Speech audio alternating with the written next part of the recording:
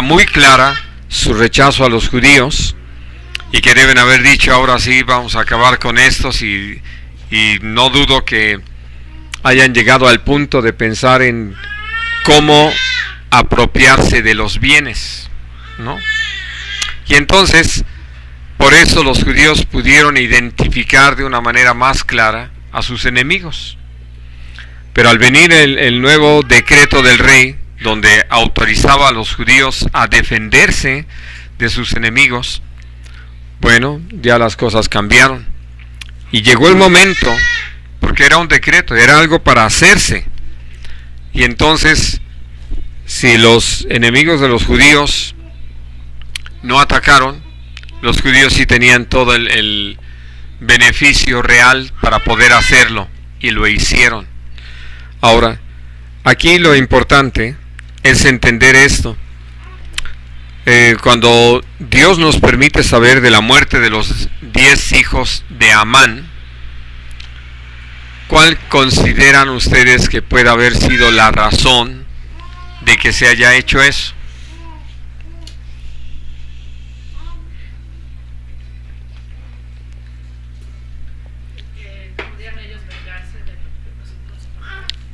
Naturalmente, habían estado de acuerdo, habían crecido con él, habían sido, para decirlo de alguna manera, envenenados del mismo odio, el rencor hacia los judíos.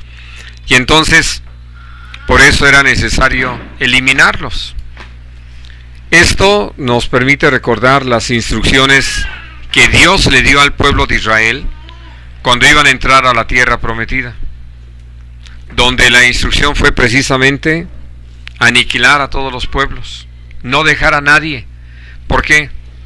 Porque permitir que alguien de los pueblos que habitaban Canaán quedara vivo, pues iba a traer las consecuencias que finalmente trajo, porque ellos tenían sus costumbres, tenían su religión, tenían su idolatría, y terminaron ahora sí que provocando a los mismos israelitas a practicarla. Por eso el Señor usó esa frase: van a hacer espinas para sus ojos y azotes para sus costados. Y ellos no lo tomaron en cuenta, pensaron que podían con toda ligereza dejarlos, y al fin y al cabo, mientras les sirvieran. Y lo único que trajo esto como resultado de no haber aniquilado a todos los enemigos fue que los enemigos los empezaron a aniquilar. Gracias. En el aspecto primero espiritual, y posteriormente también en lo físico, porque a quien tuvieron ya los israelitas como enemigo fue a Dios mismo, por ponerse a practicar el pecado, por ponerse a practicar la idolatría. Ahora, por eso, hablando acerca de ese momento, se volvía tan importante que ellos entendieran la necesidad de acabar con todos sus enemigos. Y de ahí que viene a ser tan interesante lo que pasa, pues ya cuando llegan los reportes al rey de todo lo que había sucedido en las diferentes provincias, y lo que había sucedido sobre todo allí en la capital, que era de donde ya tenían el dato exacto de cuántos enemigos de los judíos habían muerto: 500. Y entonces le dice el rey a Esther que qué otra cosa pedía. Y algo que podemos entender fue el que Dios haya dirigido a Esther a pedirle al rey que en Susa, en la capital, se promulgara otra vez la ley en el mismo sentido de que se repitiera, que los judíos aniquilaran a sus enemigos. Y mueren otros 300. Y es muy interesante pensarlo. Es decir, quería decir que habían quedado 300 enemigos de los judíos allí en la capital. Si Esther le hubiera parecido que eran ya muchos los muertos en la capital por haber muerto los 500 y los 10 hijos de Amán, y que se hubiera dado por satisfecha con eso, entonces hubieran tenido 300 enemigos que iban a estar buscando todas las formas, todas las posibilidades para atacarlos, para destruirlos. Bueno, esto es algo importante para nosotros, hermanos. ¿Por qué? Porque nosotros tendemos a querer ser mejores que Dios, más bondadosos, más pacientes, más misericordiosos y cosas así. Y entonces, lo único que propiciamos con eso es que al tolerar gente que practica el pecado, pues vamos a ver cómo realmente terminan contaminando a los demás, y que esto trae como consecuencia posterior cómo la iglesia en sí se viene abajo, porque estamos permitiendo en medio de nosotros pues que haya gente que no tema a Dios, que no camine con Dios, que no sirva al Señor. Bueno, y entonces por eso hubo esta instrucción tan precisa para llevar a cabo esta acción.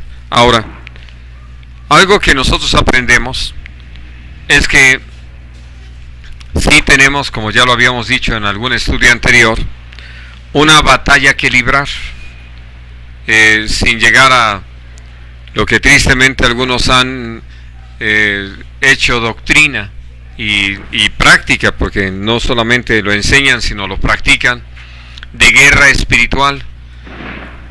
No va en ese sentido, y creo que lo vamos a poder ver en los versículos que vamos a estar leyendo. Vamos a empezar allí en la carta de Judas, en algo que ya hemos hablado también en otras ocasiones, pero que vamos a mirar en el aspecto de cómo Dios lo llevó a escribir de esta forma, para que nosotros como iglesia entendamos que sí hay toda una batalla que librar, hay toda una lucha que realizar, ¿no? Hay una contienda en contra de la iglesia, y que nosotros, por ser tolerantes, hemos permitido que las cosas vengan a menos. Ahora, vamos a leer el versículo 3 primero.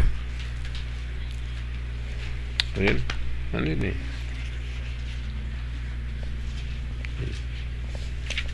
Judas. No, aquí. Falsas doctrinas. A ver, ¿dónde andas? Aquí, mijo, aquí, te estoy diciendo. Amados por la gran solicitud que tenía de escribiros acerca de nuestra común salvación, me ha sido necesario escribiros exhortándoos que contendáis ardientemente por la fe que ha sido una vez dada a los santos hasta aquí. Muy bien. Ahora, miren esto. Hablando acerca de lo que nos une, una experiencia que ya Dios nos ha dado en cuanto a este encuentro con nuestro Señor Jesucristo, y que por lo tanto, por haberlo conocido y reconocido, ahora somos hijos de Dios. Hemos creído en Él, hemos caminado con Él, estamos participando de una salvación muy grande. Bueno, pero al hablar acerca de contender ardientemente por la fe que nos ha sido una vez dada, esta fe que no es otra cosa más que el conocimiento de la palabra misma y el crédito o el reconocimiento que nosotros le damos ya a esa palabra, porque Dios ha obrado en nosotros, iluminando nuestro entendimiento y permitiéndonos por esa revelación de su Espíritu conocer a Jesús. Ahora, esa es una realidad para nosotros, pero es una realidad amenazada por la mentira, por el engaño, y hablando acerca también de amenazada por los deseos de la carne y del pensamiento. En medio de eso tenemos entonces un llamado de parte de Dios a combatir, y no de una manera ligera, no a medias, no en el tiempo que nos sobra, sino como lo dice la palabra, ardientemente, porque se necesita poner todo nuestro ser, ocuparnos en ello y poner todo nuestro entendimiento de tal manera que tengamos un buen resultado. Ahora, hablando de una situación así, lo que uno puede entender de parte del Señor es que esto obedece no a otra cosa, sino a esa amenaza que hay en nuestra contra. Esa amenaza, como lo dice el versículo 4 ya, porque algunos hombres han entrado encubiertamente y han convertido la gracia del Señor en libertinaje. Esa clase de personas que están descritas más adelante, vamos a mirar cómo las describe el Señor. Vamos a leer del versículo 12 al versículo 13, 12 y 13. No. Estamos, hija, estamos en Judas. Estos son manchas en vuestros agapes que comiendo impúdicamente con vosotros se apacientan a sí mismos. Nubes sin agua, llevadas de acá para allá por los vientos. Árboles otoñales sin fruto, 2 veces muertos y desarraigados. Fieras ondas del mar que esfuman su propia vergüenza. Estrellas errantes para las cuales está reservada eternamente la oscuridad de las tinieblas. Ahora, empieza por decir, son manchas en medio de ustedes, en medio de sus celebraciones. Y algunos piensan que lo que pasa es que hay que darles amor, ¿no? Y no entienden lo que el amor es. Y más bien lo que podemos decir, hay mucha cobardía para enfrentar a personas así. Porque ni siquiera estamos hablando de gente de afuera, sino estamos hablando de gente de adentro. O sea, porque a los de afuera, como lo dice la palabra, Dios los va a juzgar. ¿Y qué pueden hacer los pecadores sino pecar? Pero gente que ha conocido la palabra y que por eso han entrado encubiertamente dentro de la vida de la iglesia, con todo el propósito de dañar. Entonces, por eso dice, son manchas en nuestros ágapes. Pero hay otra cosa muy importante. Nuestro Señor Jesucristo, al hablar acerca de personas así, dijo claramente que por sus frutos nosotros íbamos a conocer a la gente. De tal manera que cuando viene toda esta descripción aquí adelante, nosotros podemos darnos cuenta de que no son gente que está permaneciendo en Cristo, no son gente que está caminando en el Espíritu, no tienen fruto, como esto que estábamos comentando de esta cantante. Y entonces, por eso, lo que Dios nos llama es a entender que allí es donde necesitamos librar una batalla y combatir ardientemente para no tolerar el pecado en ninguna de sus formas, no empezar a ser condescendientes y lo he mencionado en otras ocasiones, porque hay quienes han llegado al punto de decir, es que tal vez si los tomamos en cuenta para las actividades de la iglesia, a lo mejor eso los anima a entregar su vida al Señor. Y yo puedo hablar acerca de lo falso que esto es, porque lo viví muy de cerca, aún con personas de la familia, que trataron, según esto, de ganarlos de esta forma, y lo único que lograron es que de veras eran toda una mancha, todo un estorbo, sí, una vergüenza. Y entonces, por eso Dios nos llama a librar esta batalla. Ahora, quiero pedirles que leamos allí en Primera de Timoteo. Bueno, ya tengo que cambiar mi frase, ¿verdad? No quiero pedirles, les acabo de pedir que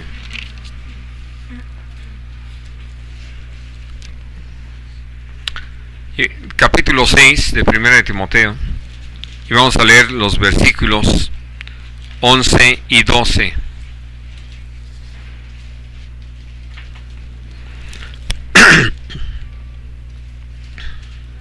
Mas tú, oh hombre de Dios, huye de estas cosas y sigue la justicia, la piedad, la fe, el amor, la paciencia, la mansedumbre.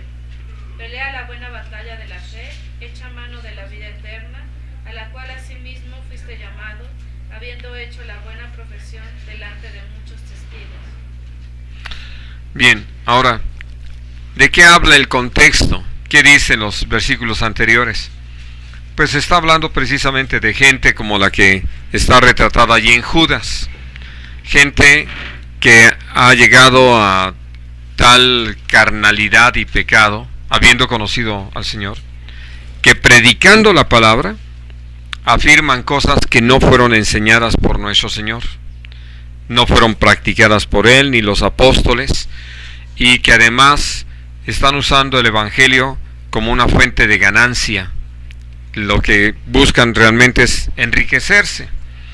Entonces, por eso esa palabra, mas tú, hombre de Dios, huye de estas cosas. Sigue la justicia, la fe, el amor, la piedad, la paciencia y la mansedumbre. Echa mano de la vida eterna, peleando la batalla de la fe. ¿No?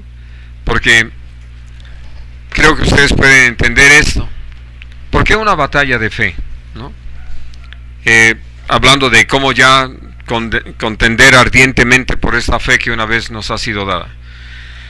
Bueno, que viendo a gente que está enriqueciéndose, y que hoy lo están diciendo, salud, pretendiendo ser gente de fe, hablan de que su fe se traduce en pesos, en bienes materiales, ¿no? Y por eso hasta lo presumen, pues, para que vean qué tanto creo, vean todo lo que poseo, ¿no? Entonces, por eso es tan interesante. Huye de estas cosas. Y pelea la buena batalla de la fe. ¿Por qué? ¿A dónde nos lleva la fe? A confiar en Dios, a esperar en Dios, a creerle a Dios y no otra cosa, ¿no? Y a obedecer al Señor naturalmente, atendiendo a todo lo que en su palabra dice. De tal manera que Dios nos llama a mantener la buena profesión, ¿verdad? Lo que profesamos delante de muchos testigos. Porque la gente nos está observando. Y una de las cosas tremendas que podemos citar en este sentido es cómo llega a darse el hecho de la gran disparidad que hay entre el mensaje y el mensajero. Dicen una cosa y hacen otra, como lo dice Mateo 23, ¿no? Ahora, por eso Dios nos ha llamado a que seamos integrales, que lo que predicamos lo vivamos, lo practiquemos, sea algo en lo que estemos nosotros realmente comprometidos. Y podemos entonces decir, esto es lo esencial en la batalla de la fe. Ahora vamos a Filipenses.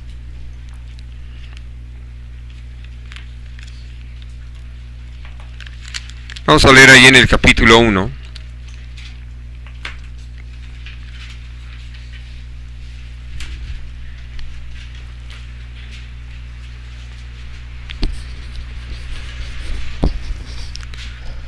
Vamos a leer los versículos 27 y 28.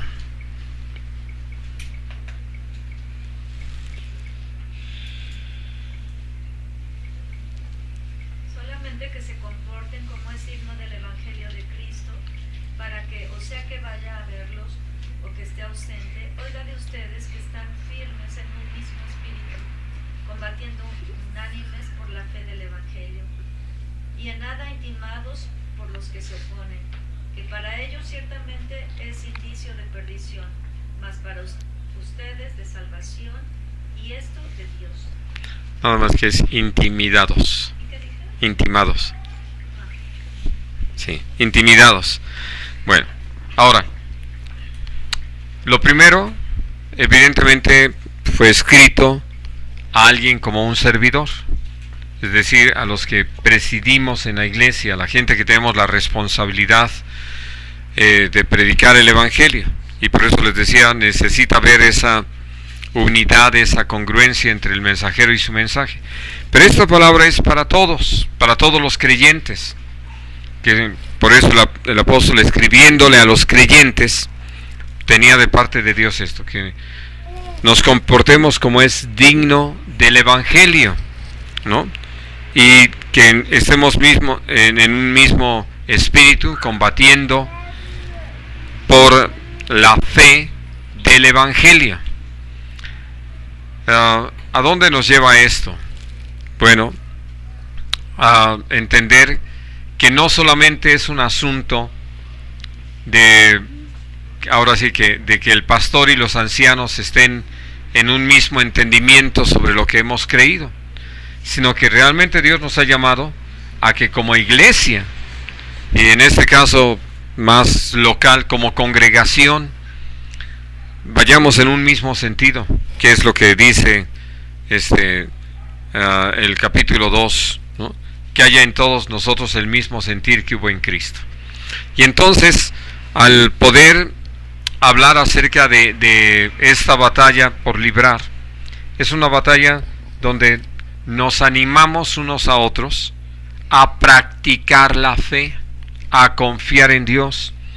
Por eso, cuando tenemos la oportunidad de platicar entre nosotros y saber de lo que cada quien está viviendo, las cosas que estamos enfrentando, lo peor que podríamos hacer es dar consejos en razón del mundo, ¿no? Ahora sí que esos dejen al mundo que los dé.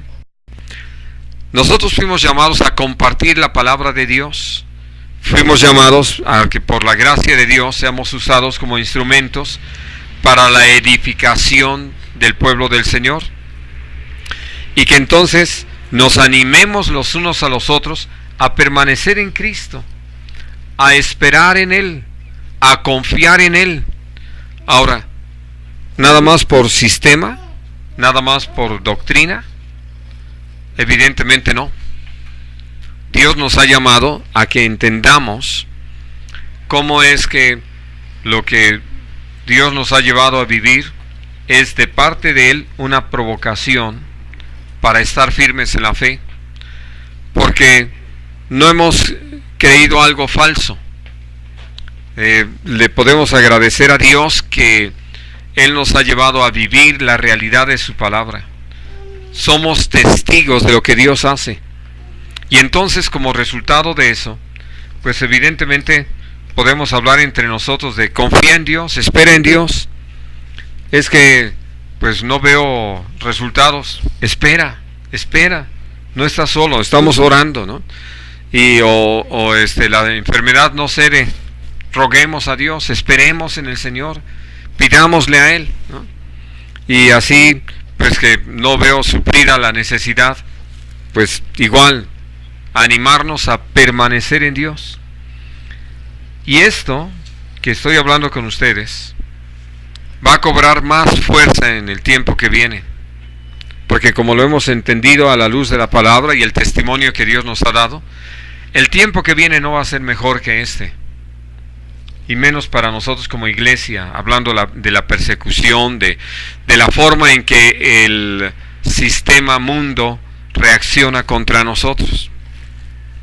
Lo que estamos viendo el día de hoy, no solamente en nuestra ciudad, aunque principalmente, pero en toda la República, y sé que en muchos otros lugares en el mundo, pues nos habla acerca de cómo se está extremando la práctica de la idolatría, animada naturalmente por quienes están interesados que la gente esté sumida en esa ignorancia y atados a esas costumbres.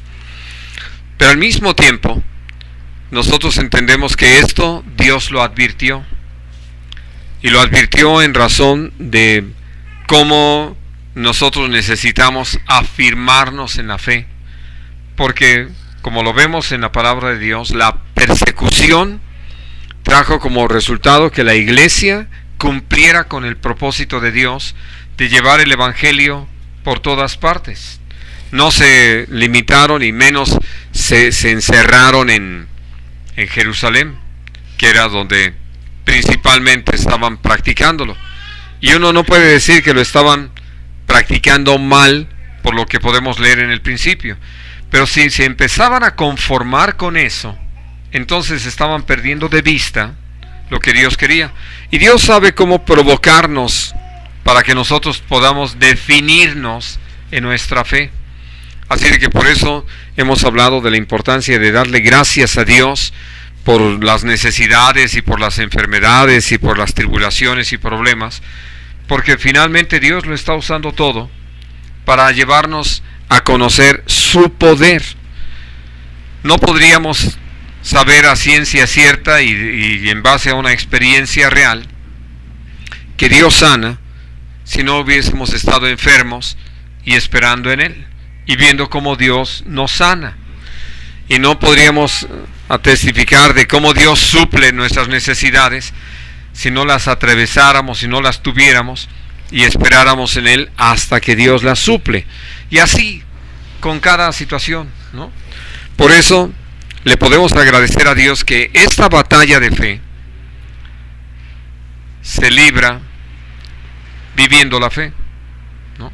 Por eso habla de la fe del Evangelio, no fe en lo que otros le han pedido a nuestros hermanos que crean, sino la fe del Evangelio, lo que Jesús predicó acerca de lo que nos enseñó y lo que los apóstoles con fidelidad entregaron como mensaje a la iglesia en el principio. Y por eso hay algo más que necesitamos agregar en esta batalla. Vamos a Hebreos capítulo 12, versículo 4.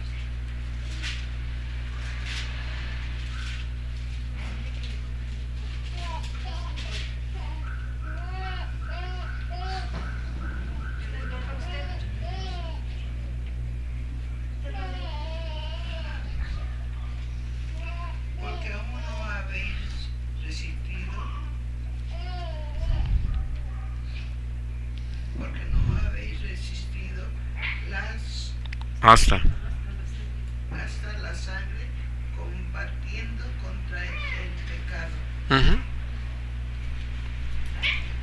Ahora sí que así, de sencillo. Y podemos entonces entender esto. Cuando hablamos de combatir contra el pecado, la lista es larga. Y parte de esa lista la forma la soberbia, pero también la incredulidad. Y lo mismo podemos hablar del adulterio, la fornicación, las hechicerías, las mentiras, los pleitos, las disensiones. Dice, todavía no hemos llegado al punto de tener que padecer físicamente, de que aún nuestra sangre sea derramada, combatiendo contra el pecado, ¿no? Porque lo que sí necesitamos tener presente es que puede llegar a suceder, que precisamente por combatir contra el pecado, por señalar el pecado tal como es, algo que ya hemos hablado aquí entre nosotros, que un pecado que se nos puede tomar como una falta a nosotros, es señalar la homosexualidad como pecado. Y entonces, ustedes ya saben, ya lo han visto, lo han oído, puede venir toda una reacción en nuestra contra para decirnos que cómo es que señalamos como pecado eso, ¿no? Si ya en las leyes de la mayoría de los países, no en todos, pero en la mayoría de los países, ya lo aceptaron como una forma normal de vivir, ¿no? Y ya hasta le dieron otro nombre para que no se oiga tan feo como homosexualidad y lesbianismo. Y entonces creo que es importante que lo tengamos muy presente, porque al igual que nosotros podemos hablar hoy entre nosotros con entendimiento de que lo que se está practicando el día de hoy en nuestra nación no es más que idolatría, y que no hace falta mucho para darnos cuenta por todas las cosas que se hacen y se dicen que es idolatría. Bueno, de la misma manera, al mencionar otros pecados, y sobre todo si somos demandados acerca de la esperanza que hay en nosotros, al confesar nuestra fe, pues va a haber reacciones tales que haya quienes nos agredan físicamente. Y por eso dice aquí la palabra, todavía no hemos llegado a eso. Hay algunos de nuestros hermanos que ya lo llegaron, ya lo sufrieron, ya lo padecieron. Pero hablando de nosotros, ¿no? Que se lo escribe interesantemente a los hebreos, a la gente que fue perseguida en el principio, aunque algunos de ellos fueron a dar a la cárcel, otros fueron azotados y algunos murieron como Esteban. Y les dice, pues todavía no habéis resistido hasta la sangre. ¿Por qué? Porque hablando de una lucha, yo puedo iniciarla y puedo empezar a señalarlo, como lo hicieron nuestros hermanos en el principio.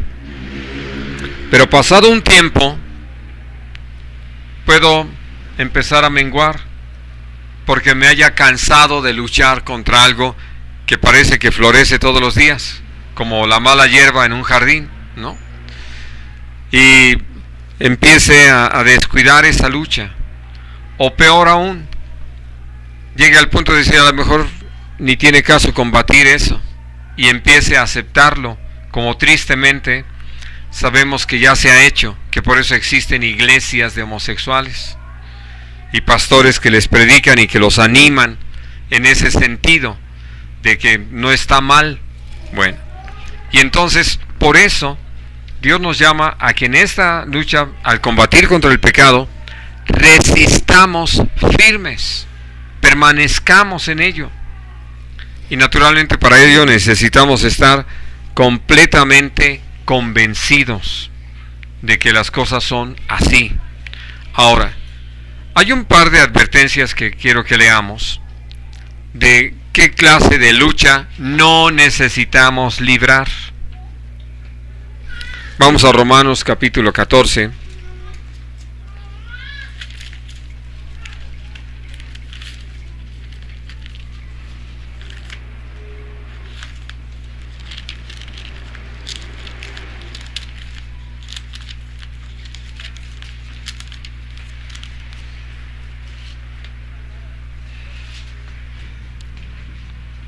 Y vamos a leer el versículo 1.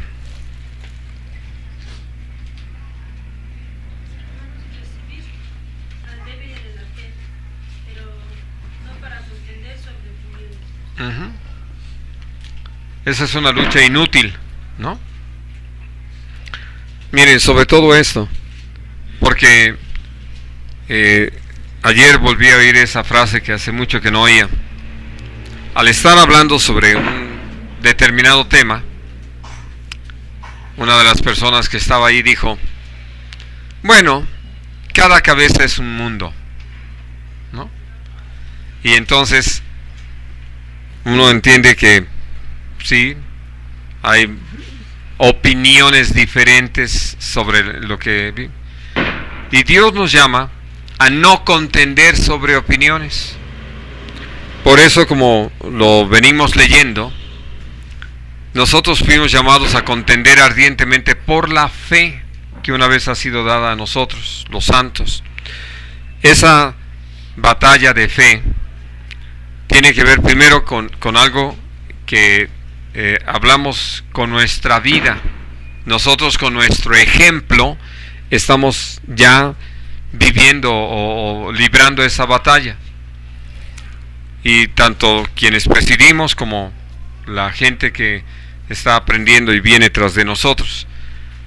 Al mismo tiempo, nosotros entendemos que es muy claro que al predicar el Evangelio queda en evidencia el pecado, y que al seguir predicando el Evangelio y al permanecer en esa claridad de que este es el mensaje que fuimos llamados a entregar y no otro, pues va a haber una reacción en nuestra contra.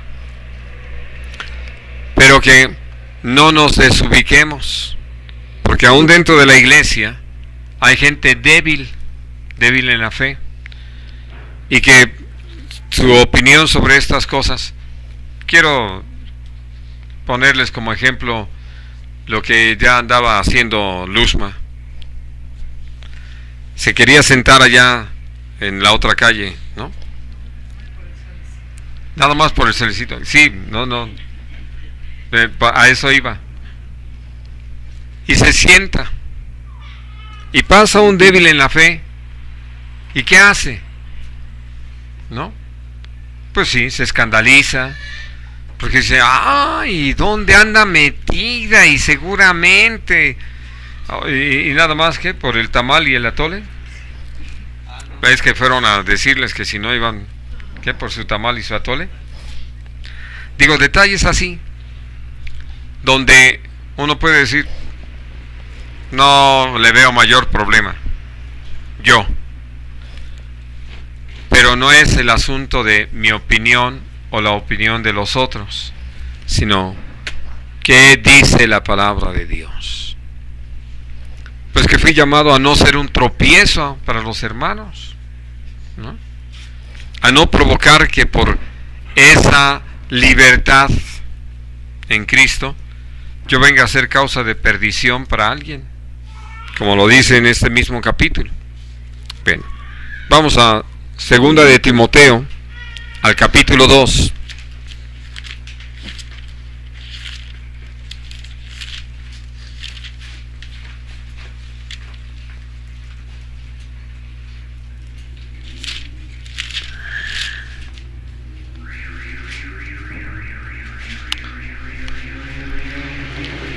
Y vamos a leer el versículo 14.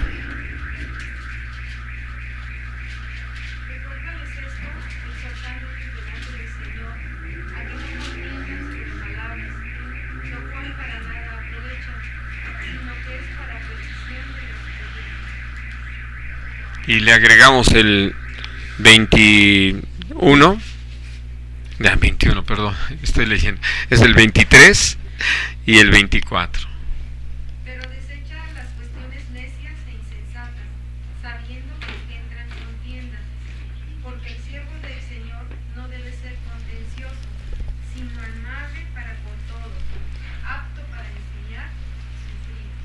Bueno, ahora, quiero que ustedes vean esto. O sea, esto es en lo que no vale la pena contender. No tiene caso entrar en una batalla, en una lucha por estas cosas. Primero, sobre palabras. Miren, algo que se ha dado, sobre todo, creo que más en nuestra época, que antes no lo sabría a ciencia cierta, pero así lo imagino. es el hecho de que muchos empiezan a decir, es que en el original griego o en el original hebreo esto quiere decir tal cosa. Y como yo he dicho, pues está en español, ¿para qué se quiebran la cabeza? Y lo entendemos, y además no lo entendemos por nuestra capacidad humana, sino lo entendemos por la obra del Espíritu Santo, que es el que nos lleva a conocer lo que realmente Dios dice. Pero nosotros podemos empezar a discutir por eso, ¿no? Y perdernos. Y por eso dice, desecha las cuestiones necias e insensatas. Solamente provocan o producen contiendas que no necesitamos, que nos distraen del verdadero propósito, ahora sí que de la verdadera lucha que nosotros necesitamos llevar. Ahora, vamos a leer en Colosenses, en el capítulo 1, en el versículo 29.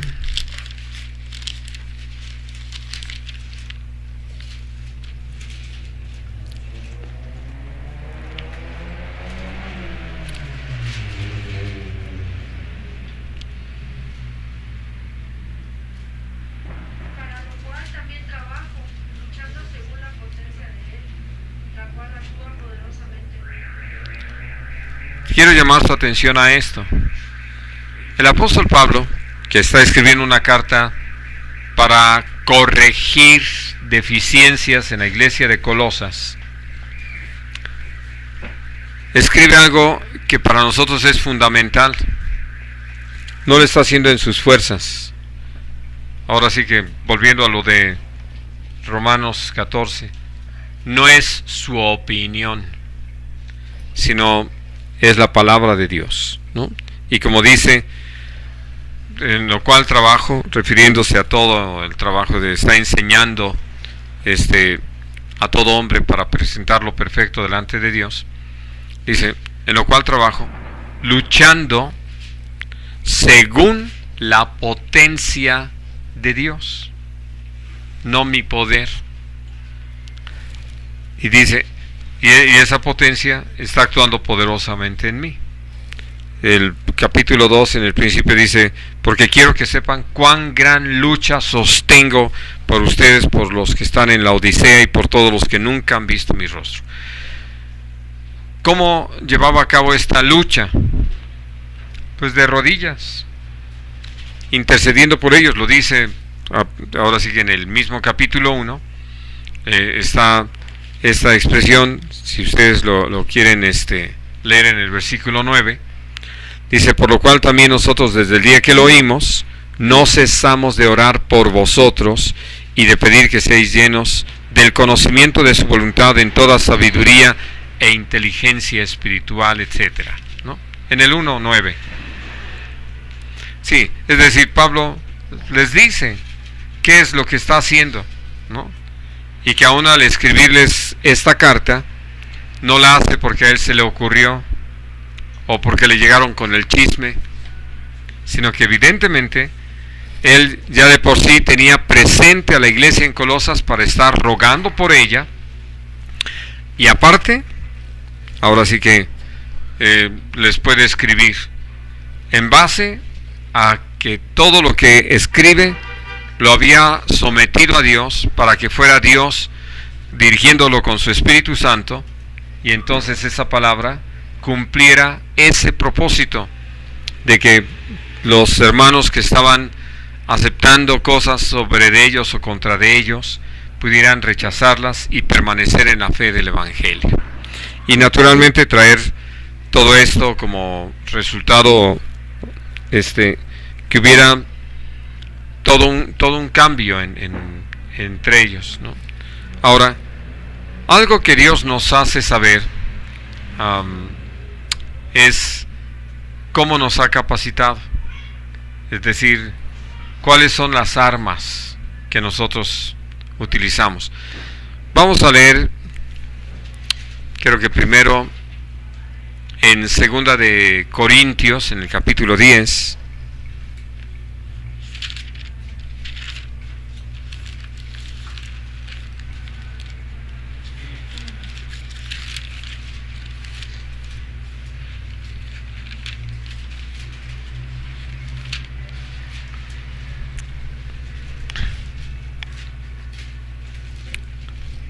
10. Y vamos a leer del versículo 3 al versículo 5.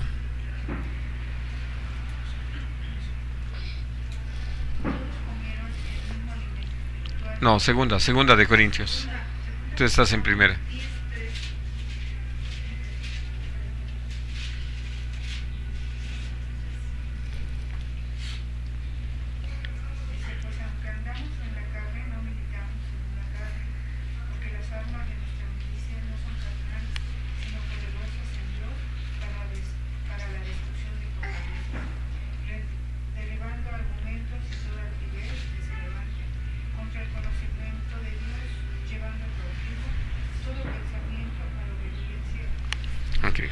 Este es lo primero.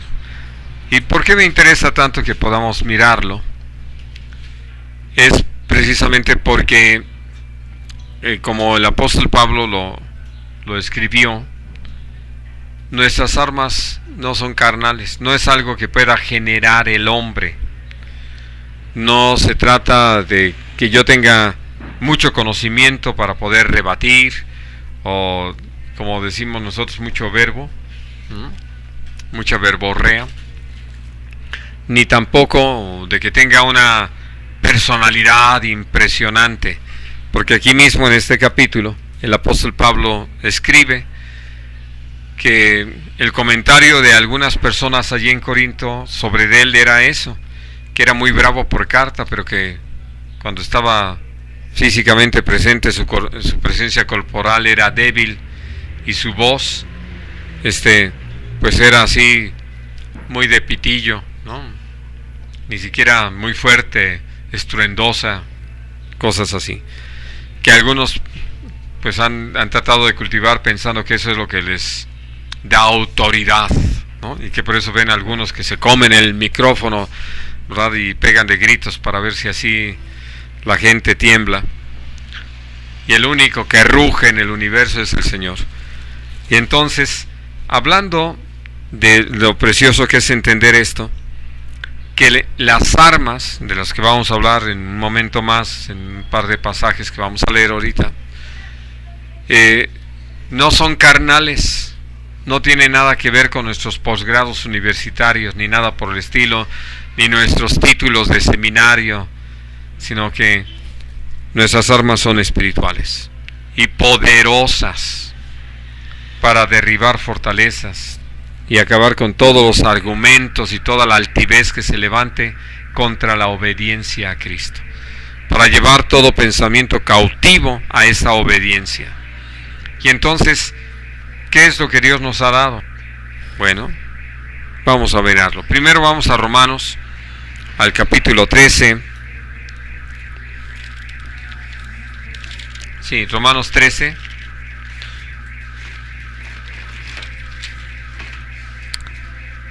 Y vamos a leer los versículos, o el puro versículo 12. Romanos 12. Digo 14, 13, 12. 13, 12. La noche está avanzada, se acerca el día. Desechemos pues las obras de las tinieblas y vistamos las armas de la luz. Empecemos por ahí. Cuando ustedes piensan en la luz, ¿en qué piensan? Es decir, ¿qué es lo que viene a su mente?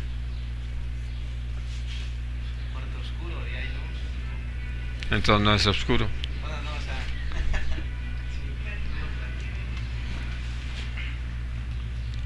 Sí, pero hablamos de eso, de claridad, de la posibilidad de ver todas las cosas y de verlas, ahora sí que en su forma, en su color, ¿verdad?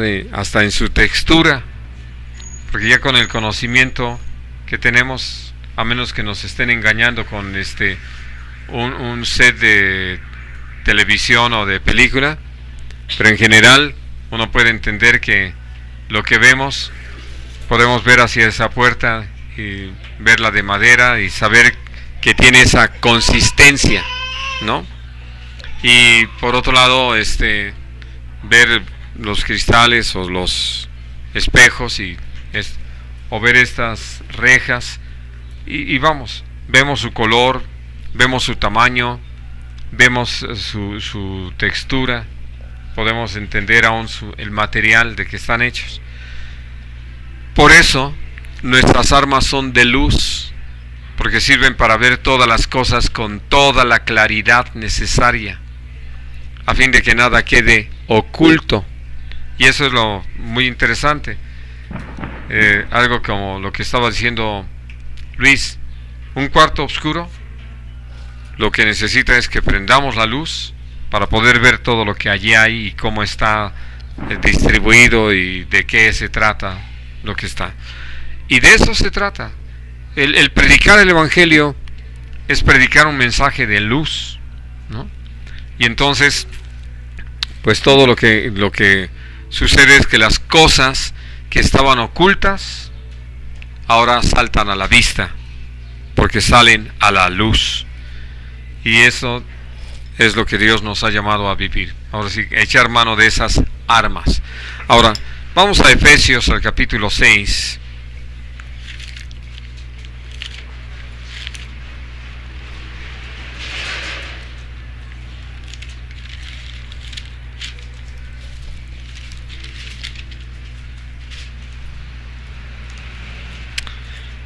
Y vamos a leer del versículo 14 al 16.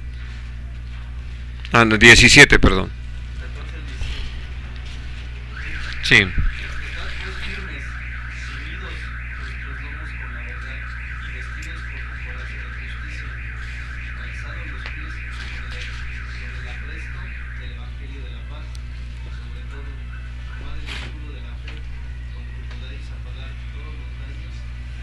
Dardos. de fuego del maligno, y tomad el yelmo de la salvación y la espada del Espíritu, que es la palabra de Dios. Ahora, hablando de esto, pues entendemos perfectamente que toda esa armadura es para librar una batalla de algo que viene contra nosotros, no para ir a pelear nada. Ya la victoria la ganó Jesús y por eso nos ha colocado en Él y nos llama a estar firmes. Ahora, nada más vamos a enumerar estas situaciones. Primero, la verdad. Segundo, la justicia. Tercero, el evangelio de la paz. Cuarto, el escudo de la fe o la fe. Quinto, la salvación. Y sexto, la palabra de Dios, ¿no? Que es la espada del Espíritu. Bueno, ahora, aquí lo que me interesa mucho es que nos demos cuenta que todo esto lo ha provisto el Señor, todo eso lo ha dado el Señor, y que todo lo que en un momento dado se requiere es, como lo dice aquí, que nos vistamos de todo ello. ¿Por qué? Porque eso es lo que nos va a permitir realizar la verdadera batalla contra quien es nuestro enemigo y sus huestes, y poder soportar, y que habiendo acabado todo, permanezcamos firmes, sin fluctuar en la profesión de nuestra fe, sin fluctuar en nuestra confianza en el Señor. Y entonces, por eso, hablando de esas armas de luz, pues no es más que esto, ¿no? Donde al hablar acerca de cada uno de estos elementos, la verdad, la justicia, el evangelio, la fe, la palabra de Dios, la salvación que nos ha dado, pues tenemos lo necesario.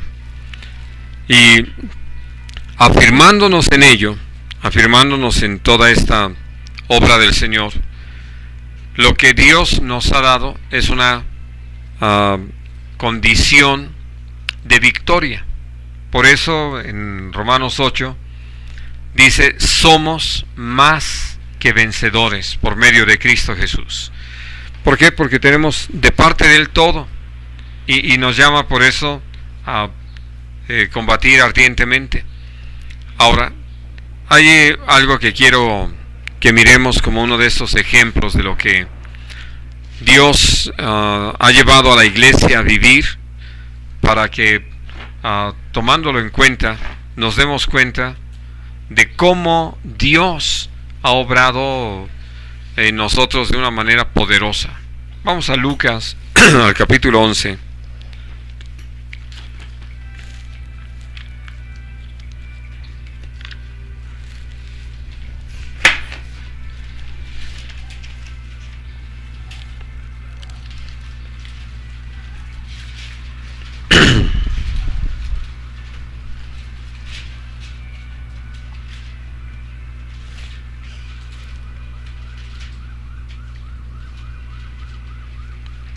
Y vamos a leer del versículo 19 al 23. Pues si yo echo fuera los demonios por Beelzebú, sus hijos por quién los echan. Por tanto, ellos serán sus jueces. Mas si por el dedo de Dios echo fuera los demonios, ciertamente el reino de Dios ha llegado a ustedes. Cuando el hombre fuerte armado guarda su palacio, en paz está lo que posee. Pero cuando viene otro más fuerte que él y le vence, le quita todas sus armas en que confiaba y reparte el botín. ¿Hasta cuándo? Ahí el siguiente versículo. El que no es conmigo es contra mí, y el que conmigo no recoge, desparrama. Bueno, ahora, aquí naturalmente está hablando acerca de esta experiencia que como iglesia podemos vivir, de poder echar fuera demonios. Otra vez, no es en nuestras fuerzas, no es en nuestra capacidad. Por eso lo que dice el versículo 21. Cuando el hombre armado guarda su palacio, en paz está lo que posee. Y digo, es interesante la forma en que el Señor lo plantea, hablando de que nadie lo perturba en la posesión que tiene, hablando de un demonio poseyendo a una persona. Dice, pero cuando viene otro más fuerte que él, que como lo hemos aprendido, el que está en nosotros es más fuerte, más poderoso que el que está en el mundo, ¿no? Entonces viene y lo vence y le quita todas sus armas en que confiaba y reparte el botín. Hablando de una derrota total. Y volviendo a lo que leíamos en Esther, Dios nos ha llamado a entender que todos nuestros enemigos están resumidos en esto, que alguien se dio a la tarea en el pasado de resumirlo. Realmente no sé de dónde empezó esta expresión, que nuestra lucha es contra el diablo, el mundo y la carne, ¿no? Y hablando de los tres, somos llamados a resistir al diablo y echarlo de nosotros. Desechar de nuestra vida toda inmundicia y hacer morir nuestra carne en sus deseos. Si nosotros, creo que en términos generales, hemos aprendido a resistir al diablo y no darle lugar en nuestra vida, vamos, tenemos ese renglón resuelto. Pero si no tenemos resuelto el problema del mundo y dejamos que el mundo entre en nosotros, entonces estamos haciendo exactamente lo que el pueblo de Israel hizo al dejar a algunos de los habitantes de Canaán en medio de nosotros. ¿Qué trae como resultado? Simplemente que vamos a ser llevados, llamados, incitados a la práctica del pecado. Y de igual manera, si nosotros no hacemos morir la carne en sus deseos, pues entonces la carne nos va a llevar a las prácticas que son contrarias a la voluntad de Dios. Por eso Dios nos llama a acabar totalmente con nuestros enemigos. Y si no habíamos acabado con ellos, pues tomarnos otro tiempecito para acabar con ellos. Ahora, en medio de esta batalla, que es una batalla, insisto, de fe y no con eso de la guerra espiritual que quieren andarse peleando ahí, según esto atando a los demonios y demás, que ni ven y que nada más los inventan, hay algo que el Señor sí nos ha dado como una palabra. Vamos a leer allí en el libro del profeta Isaías, en el capítulo 54.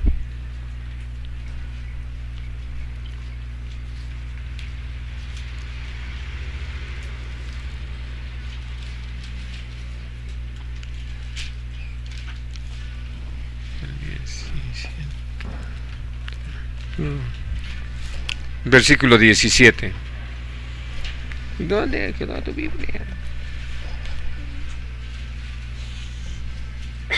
Ninguna arma forjada contra ti prosperará, y condenarás toda lengua que se levante contra ti en juicio.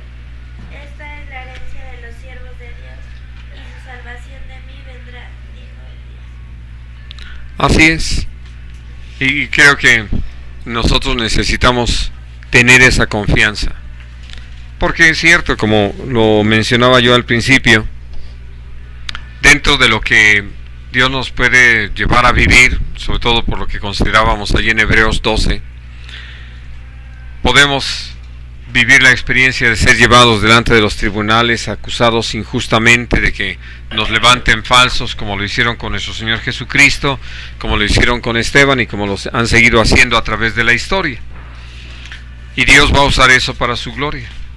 Pero lo que nos hace saber es que estando en el Señor, nunca van a poder vencernos espiritualmente, ¿no?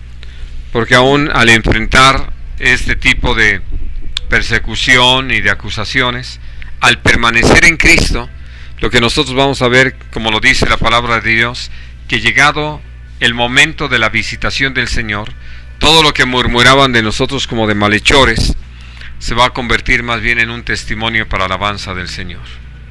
Así de que, por eso podemos tener esa confianza de que en el Señor tenemos victoria sobre nuestros enemigos, de cómo Dios cambió todas las cosas, cambió nuestro lamento en baile, ¿verdad? Nuestra derrota en victoria, nuestra muerte en vida. Esa es la obra de Dios en nosotros. Muy bien, vamos a dejar aquí nuestro estudio el día de hoy. ¿Tienen alguna pregunta o comentario que quieran hacer?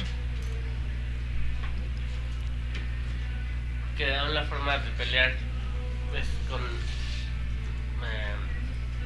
o sea, va en ese mismo sentido, como decías, de esa sabiduría que viene de parte de Dios, porque hay quienes han peleado, por ejemplo, esto que decías, ¿no?, contra la idolatría,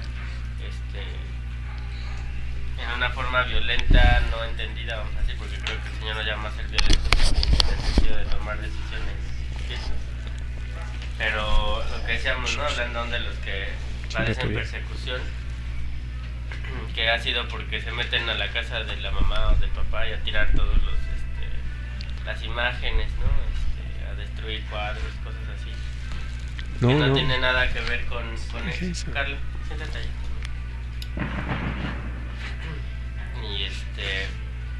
Y así en general, ¿no? Creo que es muy interesante cómo sí, sin duda, se ha sido muy relajado, ¿no? Les compartí esto que decía este hermano, una predicación que escuchaba, que uno de los grandes problemas de la iglesia de hoy en día es que cree que está en tiempos de paz y no de guerra, ¿no? Porque una mentalidad de guerra habla acerca de que todos tus recursos, todo tu tiempo, todo lo que está alrededor está en base a eso, ¿no?, a la guerra. Lo que decía este hermano es como en países que pasan por guerra, no hay momentos de paz, vamos a decirles. Toda la mentalidad es con respecto a lo que se está enfrentando. Sí, abocarse a la guerra. Recursos que en otro momento se gastan para necesidades, ¿no? En ese momento que se está viviendo una guerra, se desvían a los recursos necesarios para el sostén de los militares o los armamentos, lo que sea necesario. Entonces decía que el gran problema de la iglesia es que estaba como en tiempos de paz, así como muy tranquilos, como teniendo actividades, esto que decías, ¿no? Un pensamiento muy común, tristemente, en la iglesia es pues ¿qué tiene de malo? No estoy haciéndole daño a nadie, no creo ofender a Dios con esto que estoy haciendo. Pensamientos muy ligeros en ese sentido. Entonces decía este hermano cómo necesitábamos tener una mentalidad de guerra aún en nuestra oración, ¿no? Como, claro. él decía como han usado la oración como un intercom de una casa, ¿no? Donde se le habla a la gente que está atendiendo, ¿no? Para que te traigan más desayuno, como si fuera un hotel, ¿no? Donde uno llama a servicio. Y no como un walkie-talkie de guerra, dice él, donde el clamor es por ayuda, por dirección, por refuerzos, ¿no?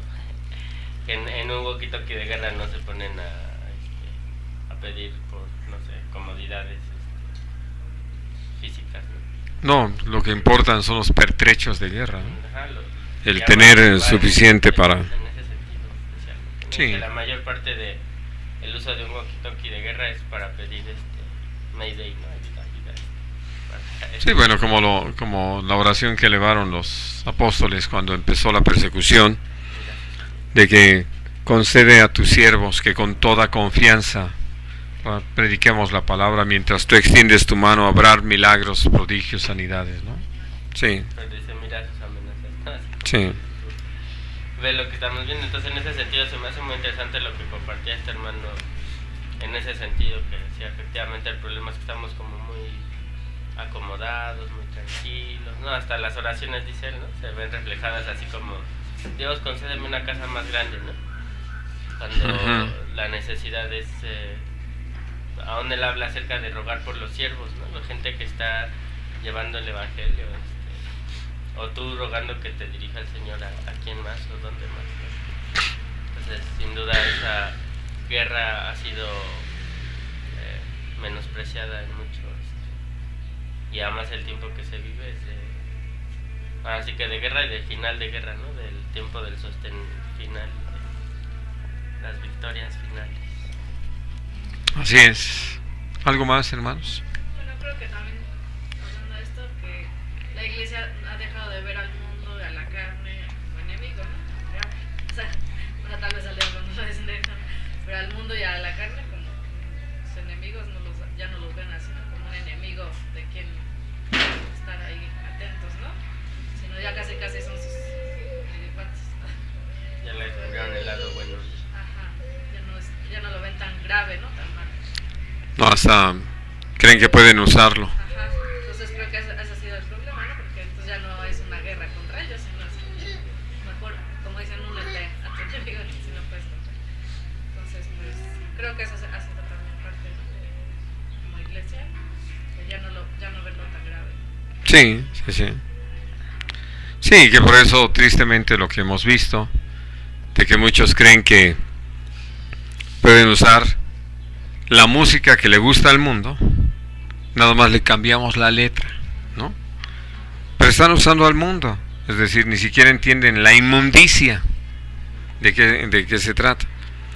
Y por eso lo que leíamos allí en 2 de Corintios 10, de cómo nuestras armas no son carnales, o sea, no tiene nada que ver con todo eso que le gusta a la carne, que busca la carne, sino son poderosas para derribar esas fortalezas.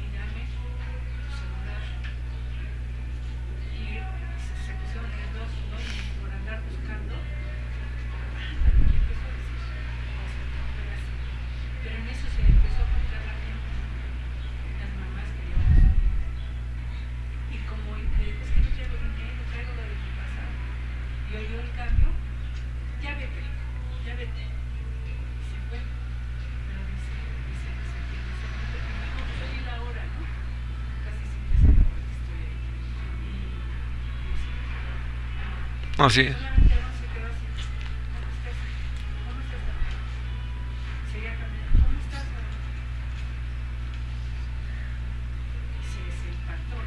Naturalmente. Así es, ¿no? Así es. Podemos confiar en Dios. Y eso hemos llamado. Esa es la batalla de fe. Y no estar distraídos en otras cosas. Sí. Muy bien.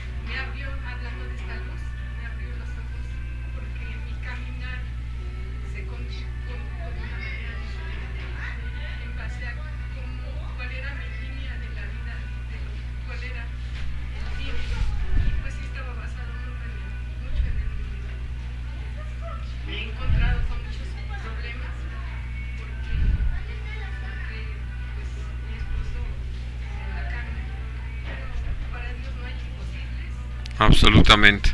Yo lo que pido es, le doy gracias porque dentro de todo esto el Señor me ha escuchado y dentro de todos estos mis hijos ya me han respetado mis decisiones. En todo esto mi esposo me respeta. Entonces le doy gracias a Dios porque por todo lo que está haciendo en mi familia y sé que tiene muchas cosas, pero es esa batalla de estar en esa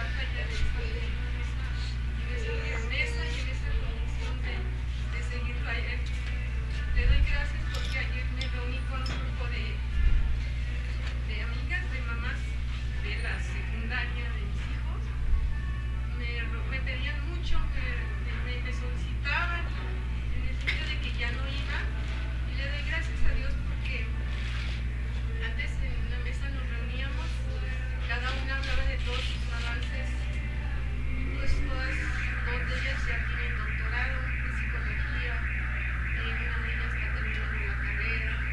Entonces, cuando me preguntan a mí qué hacen mi vida, les digo que Dios me tiene quieta, que Dios no quiere que yo haga.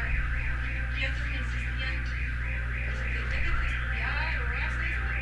Y yo creo que me ven segura porque pues, ellas me cuestionaban a mí en lugar de que antes yo fuera la cuestionada. Le doy gracias a Dios por todo esto y porque ha puesto en mi corazón que es tan importante. Yo sé que es pedirle por mis hijos y mi esposo, pero lo más importante es pedir por la salvación de mi esposo y pues de mis hijos, que ellos crean en el Señor y que conquiste sus corazones. Y pues, como dicen, todo tiene su tiempo y todo tiene su momento. Y pues les pido por la salvación, que es lo que saben ustedes. Gracias a Dios porque están escuchando. Muy bien. ¿Alguna otra cosa? Oremos entonces. Padre bendito, nos ponemos de acuerdo en esta hora para alzar nuestra voz a ti con gratitud por este día, por la vida, por la salvación, porque tú nos has permitido conocer a tu Hijo Jesús, lo has revelado a nosotros, y te agradecemos por esa obra que tu Espíritu Santo hace en cada uno de nosotros, una obra poderosa. Y Padre, te agradecemos el que tú nos hayas llevado paso a paso en este camino de vida eterna, y te agradecemos la forma en que has iluminado nuestro entendimiento y nos has permitido ver cómo eres tú, lo que realmente es tu reino y todo aquello que tú tienes dispuesto para que vivamos en ti. Y Dios, te agradecemos tu palabra, te agradecemos tu enseñanza. Te damos gracias, Señor, por darnos la oportunidad de atender a todos esos aspectos que vienen a ser tan importantes para poder satisfacer tu corazón, responder a tu provocación de amor. Y Dios bendito, gracias, muchas gracias, porque tú eres fiel, eres verdadero, eres todopoderoso, eres hacedor de maravillas. y que nuestra fe no es una fe ciega, sino es una fe real que ha venido por tener la bendición y este privilegio de conocer tu palabra. Y Dios bendito, gracias por poder combatir por esta fe que nos has dado. Y en esta hora también te agradecemos el año más de vida que tú le has dado a Emiliano, en ese ruego de que a él, a Natalia, a Humberto, tú te reveles a ellos y que ellos te conozcan, que ellos sean salvos. Y nos unimos a este ruego con Ceci y te rogamos también, Señor, por familiares y parientes conocidos que no te han conocido, que tú nos uses, que abras puerta delante de nosotros para que podamos sembrar la palabra tuya, la palabra de vida eterna en el corazón de ellos, y podamos ver con gozo cómo tú haces tu maravillosa e incomparable obra. Y de veras muchas gracias, Señor, por poder vivir este día. Sabemos que de ti viene nuestra fortaleza, nuestra ayuda, nuestra dirección. Por eso en ti confiamos, porque nuestra decisión es agradarte, estar contigo y no contra ti. En el nombre precioso de Cristo. Amén.